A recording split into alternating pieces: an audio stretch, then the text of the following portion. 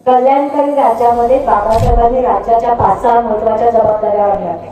सगळ्यात पहिलं ते म्हणजे संरक्षण. प्रत्येक व्यक्तीला संरक्षण मिळालं पाहिजे. कोणाच्याही बाबतीत भेदभाव होता कामा नये. मग तो धर्मावरून असेल, जातीवरून असेल, जमातीवरून असेल, भाषेवरून असेल, स्त्री पुरुष असण्यावरून असेल, होता कामा नाही. शिक्षण आणि आरोग्य या 2 गोष्टी या माणसाच्या मूलभूत हक्क मानल्या पाहिजे. त्यामुळे चांगल्या दर्जाचं शिक्षण देणं आणि चांगल्या दर्जाच्या आरोग्य सेवा देणं ही सरकारची जबाबदारी आहे. तो नागरिकांचा हक्क आहे, आणि तो अधिकार आहे. ते सरकारने घातलेली भीक नाही. आम्ही तुमच्यासाठी जिल्हा परिषदेच्या शाळा चालवतोय म्हणजे आम्ही तुमच्यावरती उपकार करतोय ही भाषा आम्हाला मान्य नाहीये.